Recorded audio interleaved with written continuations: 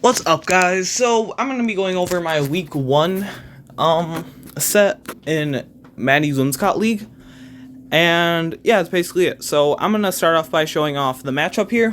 So obviously we know my team with the Sun, Trick Room, Sun, whatever. On the other team though, it's gonna be a very difficult matchup as they have Arctozolt. I mean not Arctozolt.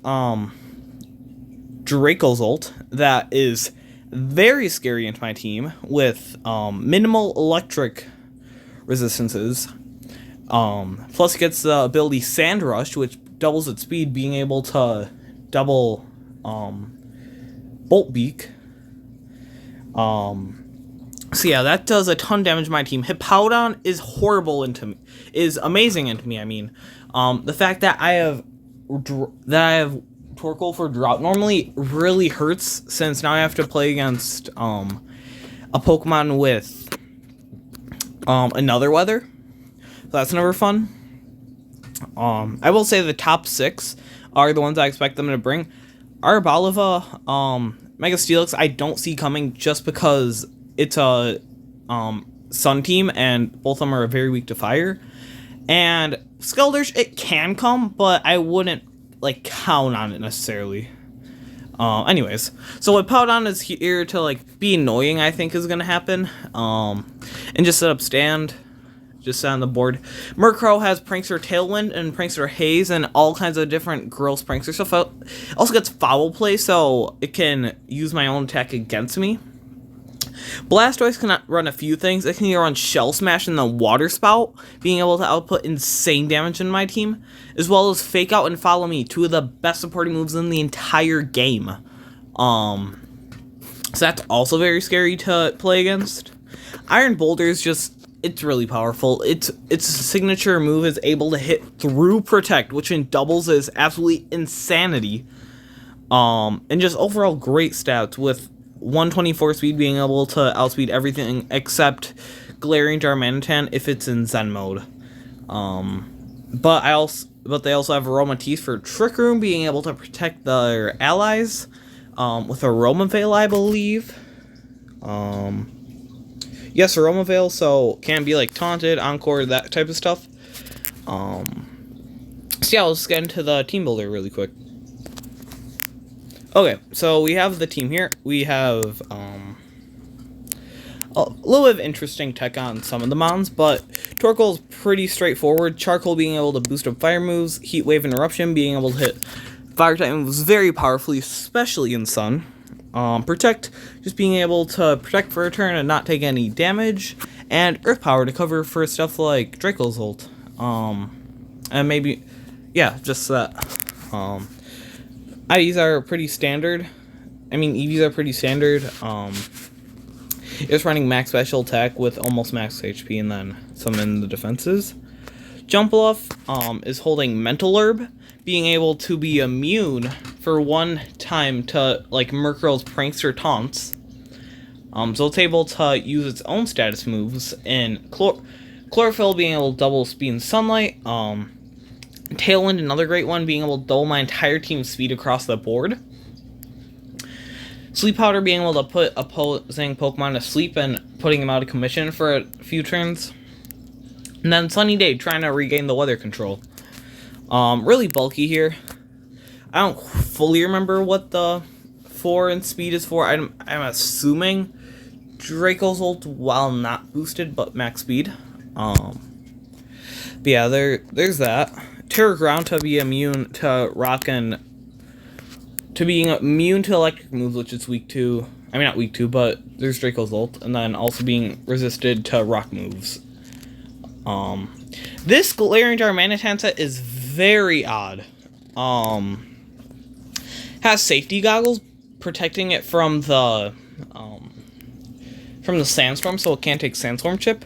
However, it is Zen mode, which is not Guerrilla Tactics, so if it's half HP or less, it goes into this super form that has crazy stats.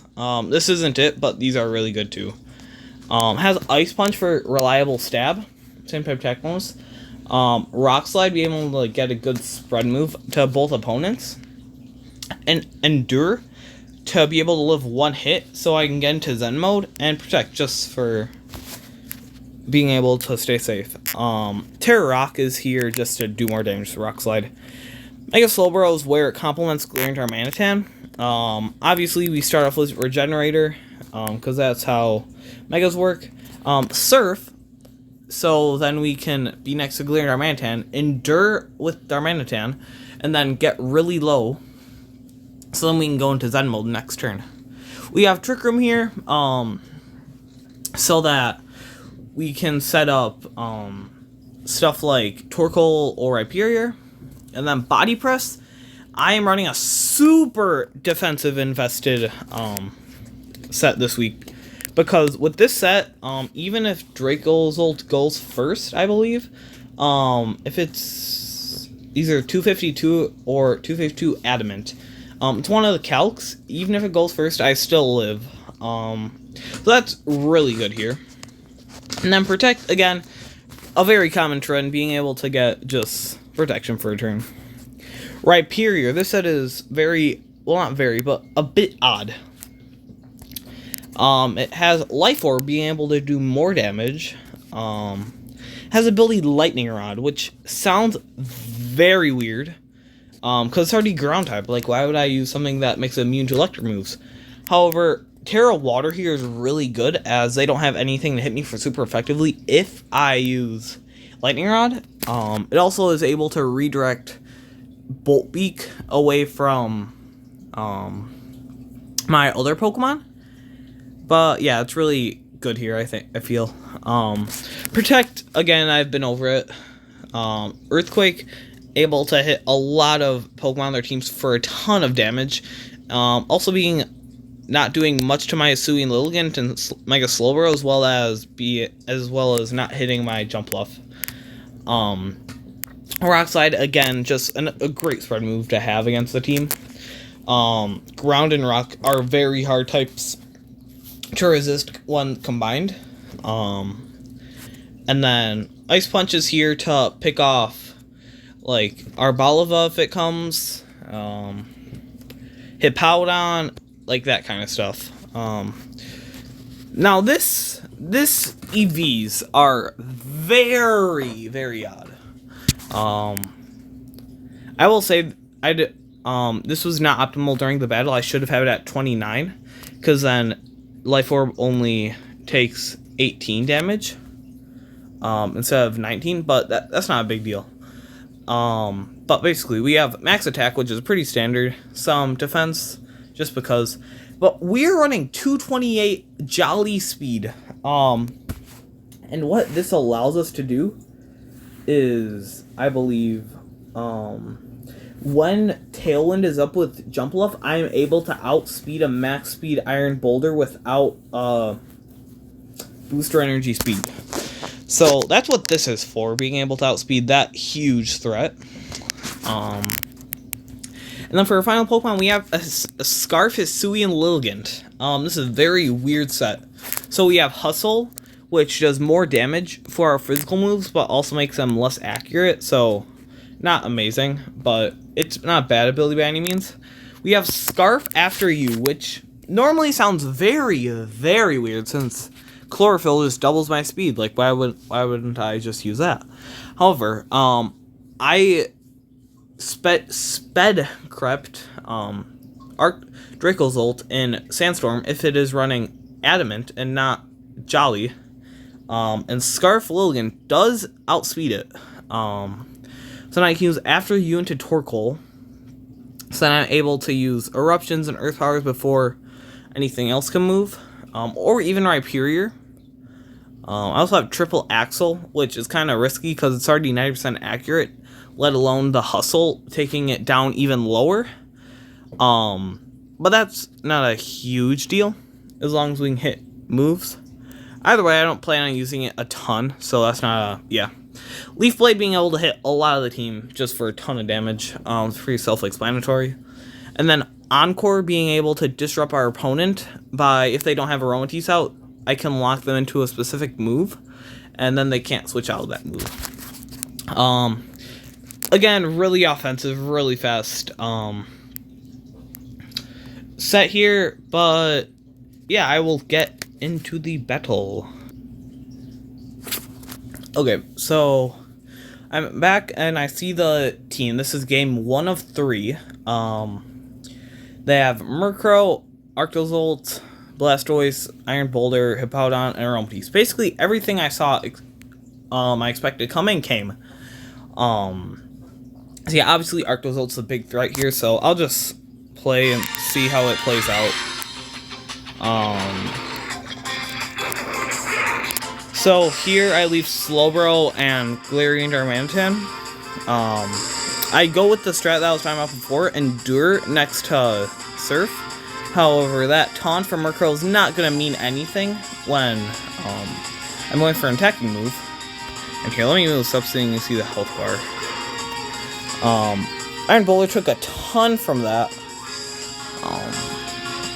Yeah, that goes down. However, Surf is able to pick up a KO on Iron Boulder and doing big damage into Murkrow, so that's really good. Then Lilligant dies, like, immediately. It's not even an argument. So Murkrow does go down, which is very good. Then there's Arctozolt that comes out here, which isn't great, but it's fine. Then I have Torkoal in the back, and they have Hippowdon in the back. So now I have weather control, which is absolutely amazing in this game. Almost pretty much mandatory for me to have a chance to win this. However, unfortunately, Torkoal does go down, which is a huge dagger. Like, hurting my chances of winning a ton. And then here, I just really can't get out of this situation at all. Because now I have a Slowbro that's asleep because of Yawn. And they have 2 attacking Pokemon that can both do big damage to me. Yeah, as you can see, the Bolt Beak, if it was doubled, I would not have died. So there's that, which is very good to have. But yeah, I go down. I lose to Brayu game 1. But I will bring up game 2 now. Okay, so we're on to game 2. Obviously, same teams. So, wait. Sound. So we have this here. I lead Jumpluff and Rhyperior, which is a bit odd to most people. But Taunt, as I said before, Mental Herb curing that Taunt, and then Sleep Powder being able to get rid of that Murkrow for a few turns, not being able to do anything. Now I'm in great position here, with Jumpluff and Rhyperior being able to do big damage to both opposing Pokemon. Jumpluff does get faked out, but that's not a huge deal. As Rock Slide doing insane damage, critting Blastoise, doing 50, and then taking out Murkrow. So yeah, that's really powerful. I'm able to protect Rhyperior for free here. As Blastoise goes for Follow Me, and Draco goes for Bolt Beak. So here, there's quite literally nothing that can be done, just because Rhyperior put out so much offensive pressure this game, being able to KO 3 of their Pokemon, which is absolutely insanity. Last Pokemon is Iron Boulder, so Rhyperior is just able to take the KO. That game was extremely quick. However, it just displays the power of Rhyperior in this matchup, being able to hit 3 of their Pokemon they brought for super effective damage.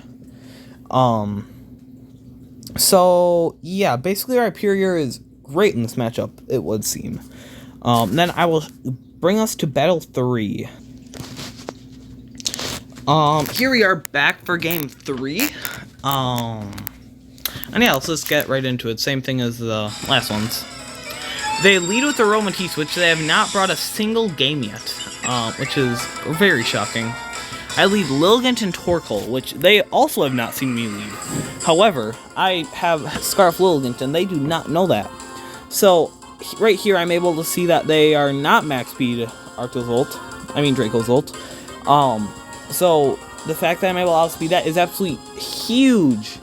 So I'm able to go for another after you Heat Wave. No, I go for Eruption. Wow. Doing insane damage to Hippowdon. Rock Slide missing the Lilligant is pretty good. 67 HP, being able to tank Rock Slide reasonably well, which is kind of shocking. Heat Wave taking the KO on Draco's ult, which is the #1 threat on the other side. However, Rock Slide hitting Lilligant isn't great here, as now I have unnecessary chip on it. Iron Boulder comes out, which is very scary. I do not want to get rid of Lilligant quite yet. I'm able to just bring out Rhyperior for pretty free. I go for another Heat Wave, being able to get a more good chip onto Hippowdon.